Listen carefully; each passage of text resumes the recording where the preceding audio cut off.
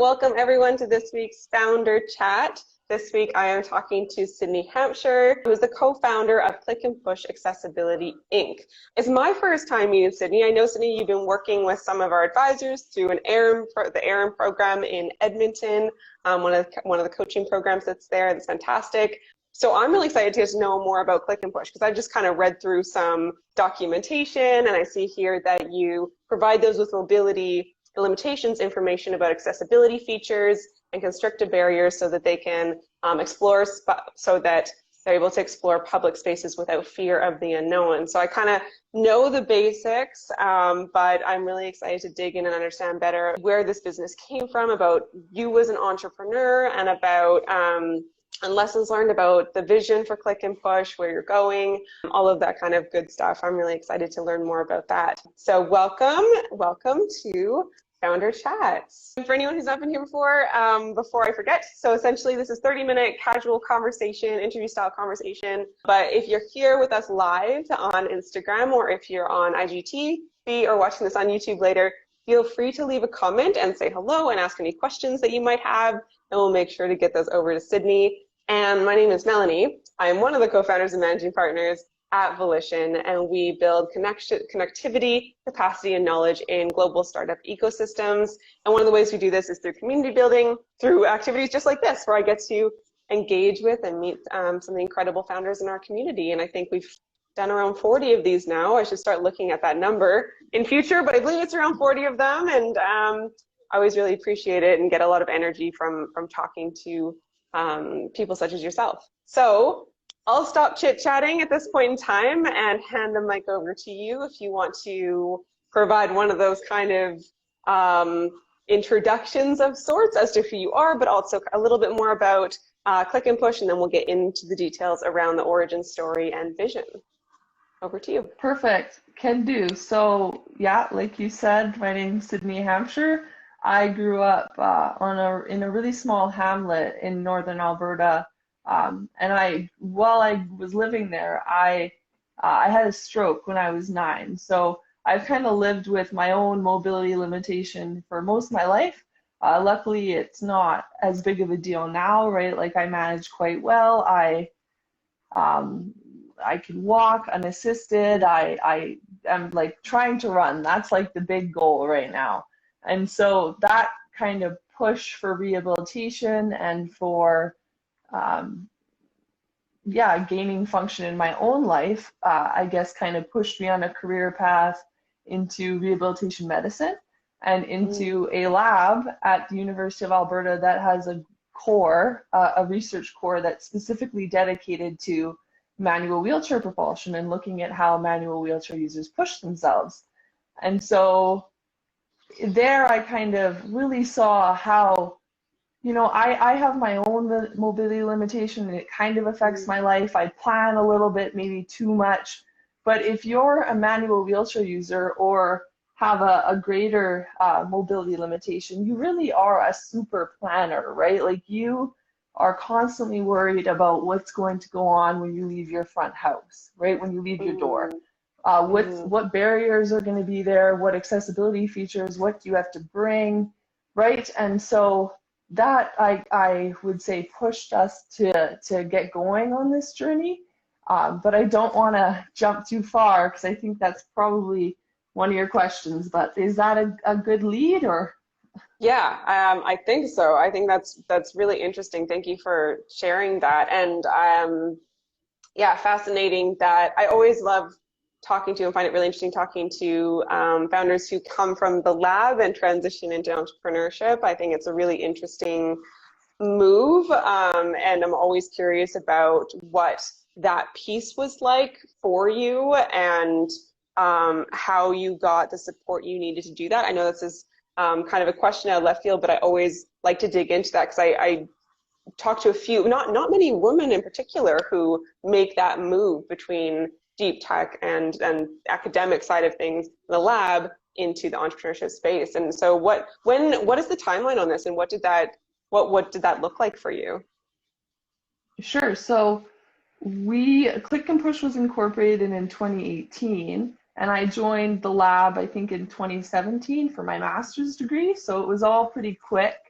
one after the other. So it was kind of in motion before I joined, and the real, I guess, spearhead for the project was Martin Ferguson Pell, my supervisor. And he was starting this up and was like, hey, would you like to join? And I was like, of course, why not? But funnily, and I would say, why did I say of course? Because of the cause, right? Because when I started my undergrad, I think probably the last degree I would have picked is business. Just, Right. it's not really me, right? And so very non-traditional, kind of thrown into this role, and learning and figuring it out, but enjoying it, right? Because I think we all started the company as a learning experience because we didn't think we were going to make loads and loads of money, but we thought, hey, maybe we can help some people and maybe we can learn. So yeah. Right. Okay. And so it launched in 2018, and it sounds like there's been a lot of work that's been done since that time. And I know I have some notes here around how you've mapped accessibility barriers in many areas of Edmonton, how you've engaged with lots of local businesses about accessibility, and you're making progress on the mobile version of the Atlas, which maybe you can tell us what that is, which is on track for release in early 22, which is really exciting. So congratulations, first and foremost. And also tell us, what is the Atlas, and what does it, if I were to be thinking about like engaging with Click and Push, if I come to your website, if I download this mobile version of the Atlas, what would that experience for me be like?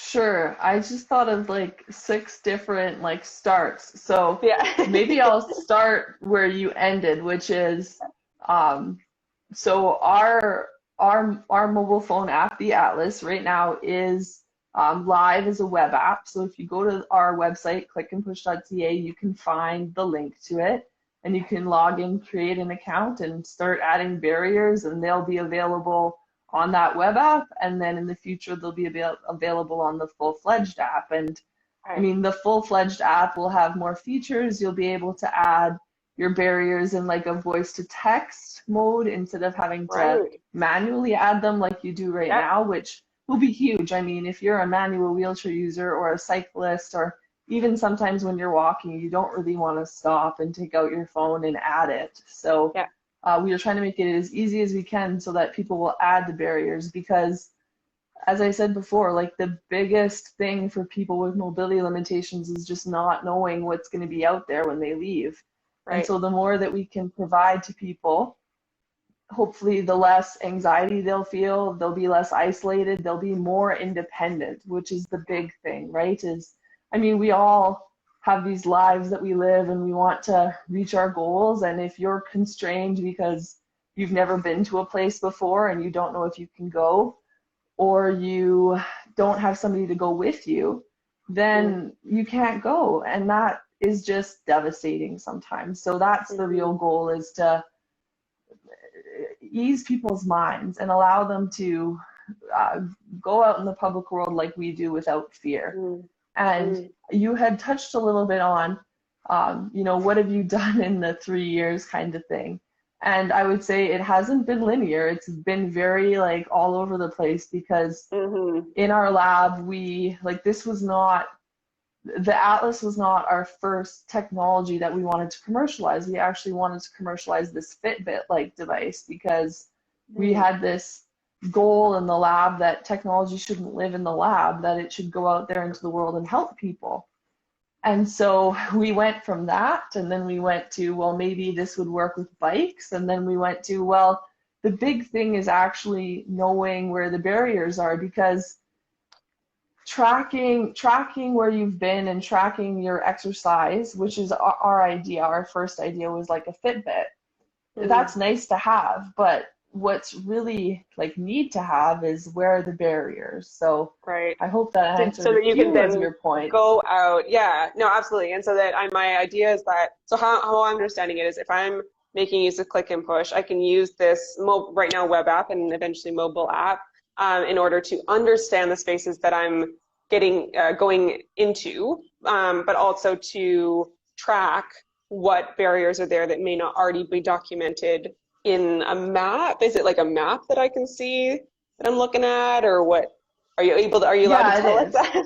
Yes, I Okay, yeah. am. Yeah. So it is basically like Google Maps for accessibility information. So it could be a curb cut that's either there or not there. It could be Right. a hole in the sidewalk. It could be temporary construction. It could be an out elevator. It could be a power door button, an accessible washroom, right? It's this whole host of things. And I would say if you think of something else, let us know, right? Like if you have another barrier that you experience daily, maybe as a runner or as a cyclist, Mm. if you want to know that, add it to the map. I mean, the primary reason is to help um, manual wheelchair users and those with mobility limitations to get around because we believe the information will be most useful to them. But if you're an old person with a walker or a mother with a stroller, right, or a cyclist, you want to know Mm. this too, because this is all us trying to get around our built environment, right? So, Exactly. Yeah, this is fascinating. I'm thinking about city planners and like how useful this information would be to city planners. I remember learning about like health sciences and like creating those like built spaces, creating sidewalks and like how high sidewalks should be and like just things we don't even think about. Many of us don't think about as we walk outside our door. And I just I'm imagining if I put on that hat of like working in the government spaces or in civil planning, like planning of spaces, this would be invaluable information. So what does the future of Click and Push look like? What is your vision? I think you kind of touched a bit on your mission, but what does the evolution of the company, the technology look like? yeah, so for the Atlas, I'll start with the Atlas. I think the goal is, of course, to um, get a whole host of users that are manual wheelchair users and help improve their lives, right? Mm, But you touched, I mean, you hit the nail on the head when you said city planners would like this, right? Um, we are envisioning like a two-way data stream between our group and the city of Edmonton, for example, to talk about here's construction that's planned, right? Let's add it to the Atlas. Or somebody that was walking about in the LRT platform realized that this elevator was out. Let's let the city know mm, so they can go fix it, right? Create a ticket. So two-way in all areas that it can be because it's a dynamic city. Things come up yeah. every day, but there's also static things that we need to know about that the city knows about well and ahead of time, right? And then for Click and Push as a whole, for the company, the idea would be to bring more of that technology in the lab out to the community. So yes, the Fitbit idea, because I mean, a lot of us have Fitbits or Garmin's or whatever it is, and it's nice to know what you're doing and to be Mm, able to track and to be able to look at your sleep or look at your whatever, right? And that's the same for manual wheelchair users to be able to mm, see how far did they go today? Did they overexert themselves? Because if they did, mm, they should maybe change something about that path they took or something about how they're pushing so that they can like preserve the life of their joint. Because I mean, in our lab, what we talk about is how do people push so that they can push mm, better, so that they can um, be independent longer because right. manual wheelchair users wear out their shoulders incredibly quickly, like 10 years or less, and they're living with pain or they need surgery or they need physio. And that just leads to isolation. I mean, they feel less capable, less independent, and Mm, that's the problem. Yeah. mm. Wow. Well, I'm looking forward to seeing where Click and Push goes. That's really interesting. And I'm imagining so many people are unaware of everything that you've just talked about. I imagine there's an education barrier. I'm really curious about what is um, the response that you've gotten and like and also in terms of vision. I know I keep putting multiple questions into one, but what is that response you've gotten? And it looks like you've had really good response in the Edmonton area. Are there plans to expand beyond Edmonton, beyond Alberta? What does that look like? Yeah, for sure. I mean, Yes, would love to. I think the problem or the question is always what's capacity, right? Yeah. I would say like we've been in talks with like the city of Mississauga, the city of Right. Edmonton. And we have a colleague in New York who is kind of testing out the Fitbit technology, and then Mm, is also has an in with like the oh, what's it called? Like the transit in New York, right. the Right. subway station. And Yeah. so I would say this can go anywhere. And the real thing is how can we scale it and how can we get out there, right? And so we have to make a strong model in Edmonton and then go from there, right? Be planned and calculated. But that that doesn't mean that people can't add barriers in their city now, right? I Yeah. mean, it's not limited like that now. You can go to the web app and add data. You can start using it in your community, and if there's real uptake, then that's where we'll go next, I suppose, right? So, Yeah. listening to the community of users and giving them the features that they want, and then going where they are. So, yeah.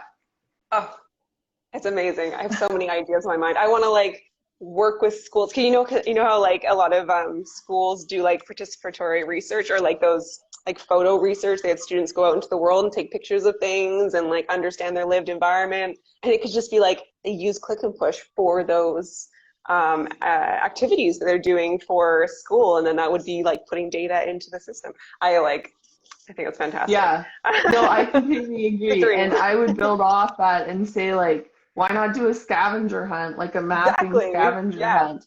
Yeah. Or one of the community leagues could do it, map their neighborhood. Or it could be, do you know, like highway cleanup? It could be like a highway Yeah. cleanup day where, yeah. And so it really is limitless. And I think Yeah. we're exploring all of those possibilities now. Um, because I know that it has to be like a multi-step process because no one customer is going to be enough because it is a very daunting task, right? I mean, to map everything is huge. We're not Google. And so Yeah. it has to have multiple, I guess, users and customers.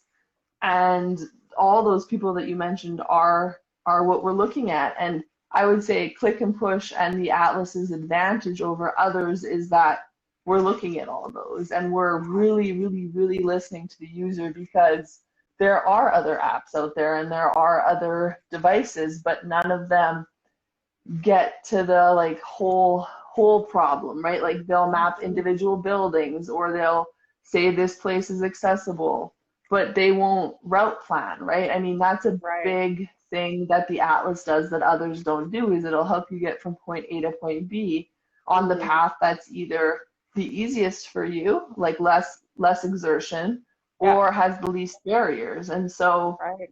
yeah, yeah. Fantastic. All right. So it sounds like you, as you mentioned, it was a nonlinear path, and you've learned a lot. And one thing we always like to ask is, what are some, or what's a tip that you would have for entrepreneurs who are just starting out, and maybe they're starting out in the same space as you, maybe they're in the lab, whatever kind of like whatever entrepreneur you want to speak to with this. But what would be maybe a tip that or a lesson learned that you have for early stage entrepreneurs? Yeah, I would say don't be afraid that you're going to change your mind and have to like replan, right? Because I mean, I'm not saying this to say that we know everything about our population, right? But as researchers, we kind of thought that we might have a good understanding of our user group. Yeah, And we might be able to like get this Fitbit device out there rather quickly.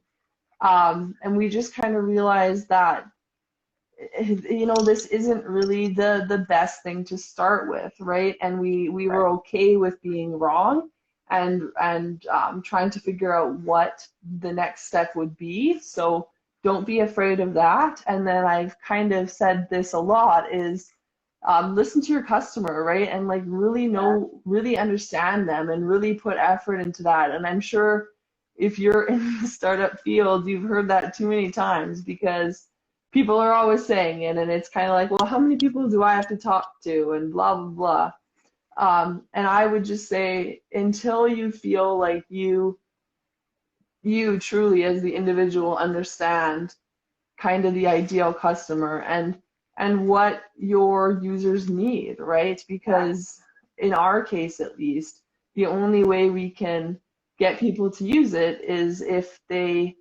see a need filled. So yeah. Right. So you're right. We do hear that a lot with good reason, and because it doesn't get done as much as it should. Talking to your customers and listening to your customers. So, what is one way that you have found is a good way to connect and listen to your customers? I think we might be lucky. I don't know if I should say that because maybe I'm cursing myself, but we have a specific community that we're looking at, right? Like we're looking for people with mobility limitations, and luckily there's an incredibly strong group of people in Alberta and BC that work, and they work on this because they live it, right? Or Voice of Albertans with Disabilities, or the RAD Society, right? Like there's people all across our country who are willing and able to talk to you. And I would say that their generosity is the gift, right? And that's how we've been able to really engage, is with people who live with the condition that we're, I wouldn't say trying to solve, right? Like lots of times in a business, maybe you're trying to solve a problem. I would say we're trying to make a problem less impactful on people's lives. Yeah.